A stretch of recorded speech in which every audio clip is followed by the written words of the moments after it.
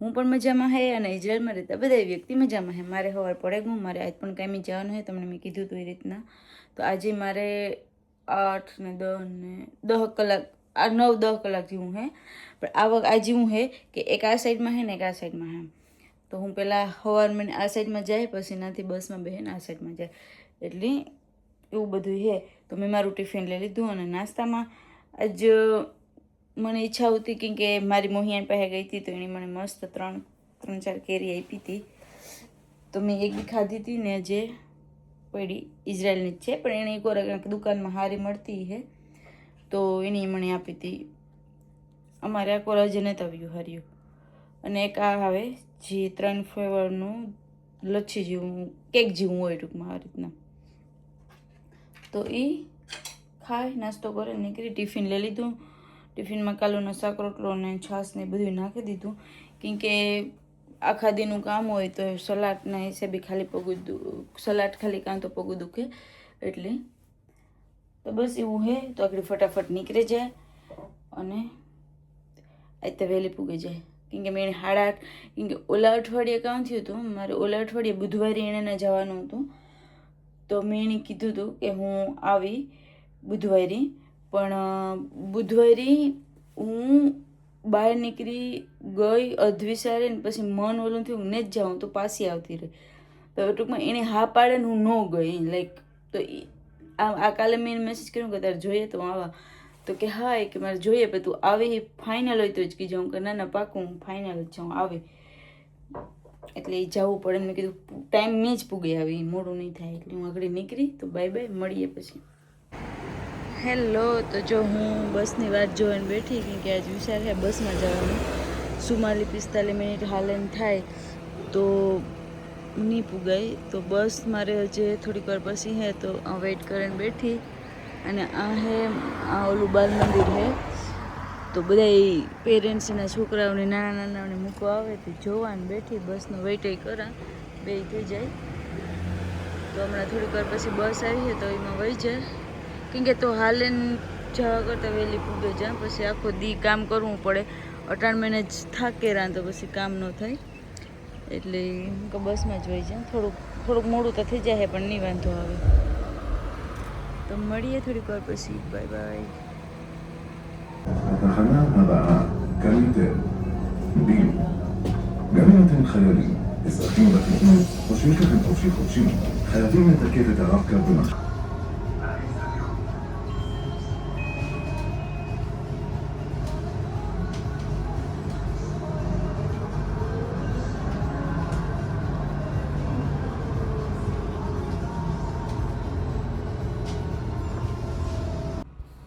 Hello, Radhe Radhe. તો જો finally હું કામ ઉપર પૂગી આવી અને કામ જોઈને તમારો માઇન્ડ ફરે ગયો કે વાવ, આખું ઘર એટલું ભર્યું હતું કે લાઈક તમને વિચાર થાય કે ચાલુ ક્યાંથી કરવું. લાઈક આખા ઘરમાં કપડાં નિયારું બધું એ રીતના.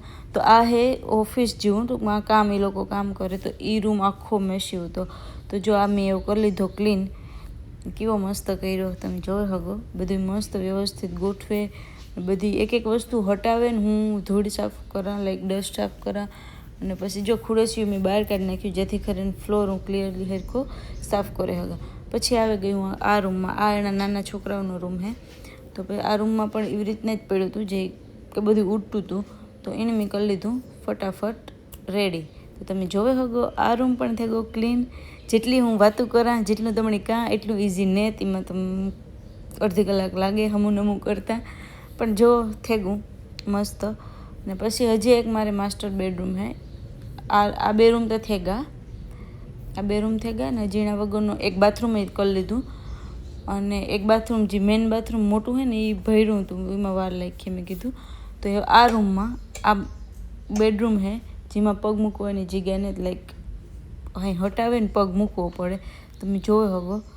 આ ફોનમાં હજી એટલું ક્લિયર નથી દેખાતું, બાકી તમે લાઈક જ્યારે લાઈવ જુઓ ત્યારે તો તમને થાય કે હું તો ઘડીક તમે વિચાર્યું કે ચાલુ ક્યાંથી કરા. મેં કીધું એ નથી સમજાતું. મેં કીધું કઈ ત્યાં બાથરૂમ તો થઈ ગયું.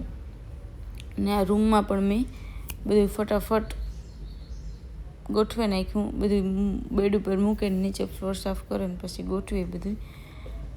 તમે જોઈ શકો થઈ ગયું ને મસ્ત. તમે જોઈ શકો કઈ રીતના ઘરની હાલત છે. ઓલી સાઈડ બધું ક્લીન કર્યું અને હે હોલમાં આવી કિચન. અમુક અમુક હોય જેને કંઈ સાફ સફાઈ નામમાં ઝીરો. જો એટલે આપણે હોલ ક્લીન કરીએ પછી કિચન પછી ફ્લોર કરી આવી રૂપારી હે પણ સાફ સફાઈ ઝીરો.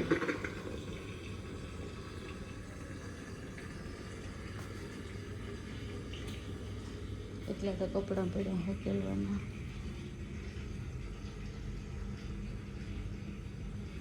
क्या करूँ मैं, मर जाऊँ, करना तो पड़ेगा.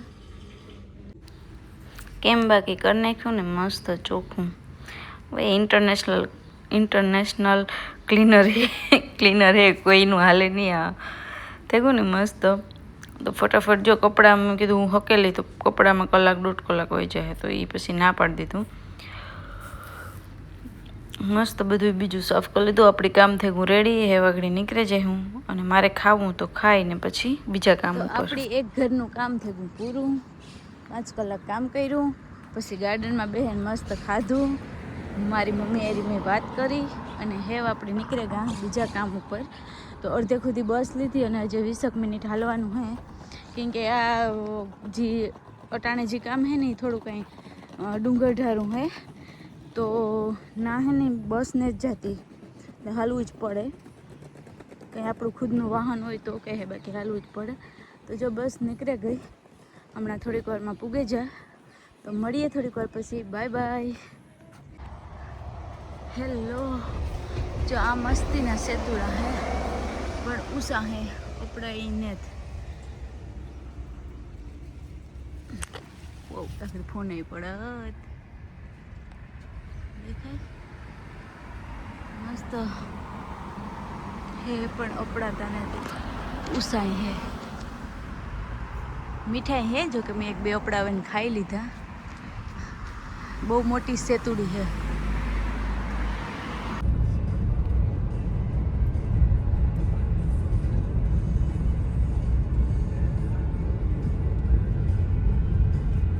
હેલો. તો ફાઇનલી હું ઘેર પૂગી આવી. મને આજ મૂકે ગા કેમ કે આ ફેમિલી હે એ સારું હે. તો એ વારે ફેરે જ્યારે એને ઘેર કામી જા ત્યારે મૂકે જાય તો મારે હાલવું ન પડે.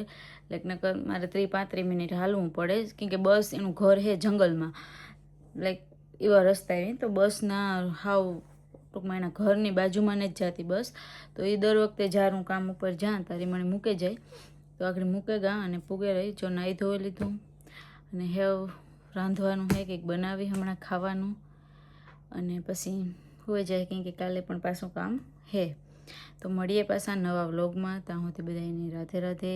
ખુશ રહ્યો, ખુશ રહેવા દ્યો. ને મારા વિડીયા લાઈક કરજો, શેર કરજો, સબસ્ક્રાઈબ કરજો. જે પહેલી વાર વિડીયા જોતા હોય એ પણ કરજો, જેથી મારા નેક્સ્ટ વિડીયા તમારા સુધી પૂગે. Bye bye.